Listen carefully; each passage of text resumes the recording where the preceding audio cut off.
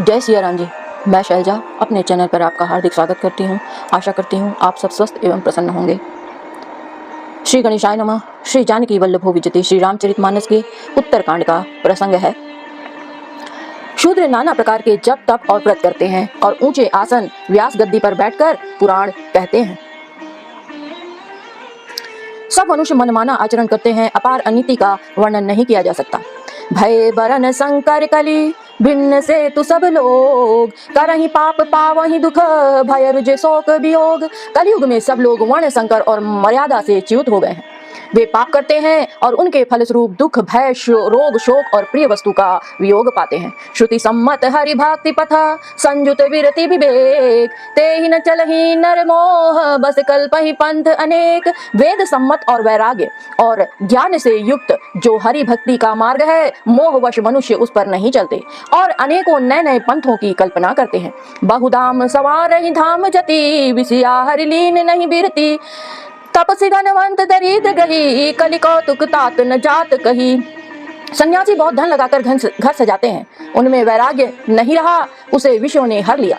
तपस्वी धनवान हो गए और गृहस्थ दरिद्र। हे तात, कलयुग की लीला कुछ कही नहीं जाती।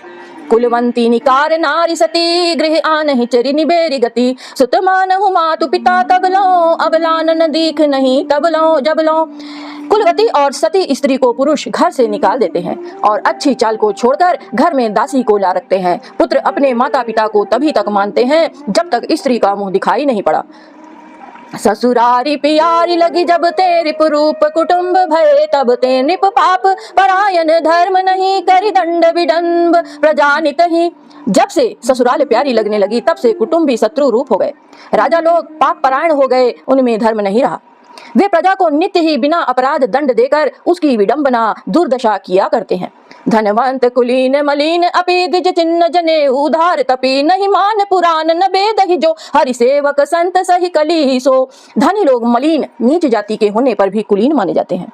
द्विज का चिन्ह जनेऊ मात्र रह गया है और नंगे बदन रहना तपस्वी का। जो वेदों और पुराणों को नहीं मानते, कलयुग में वे ही हरिभक्त और सच्चे संत कहलाते हैं। कवि वृंद उदार दुनी न सुनी, गुण दूषक ब्रात न कोपि गुनी। कलि बार ही बार दुर्काल पर, बिनु अन्न दुखी सब लोग मरे।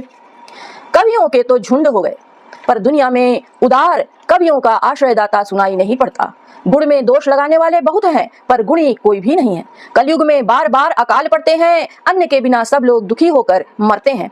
सुनु खगेश कली कपट हट दंभ द्वेष पाखंड, मान मोह मारादि मद व्यापी रहे ब्रह्मांड। हे पक्षी राज गरुड़ जी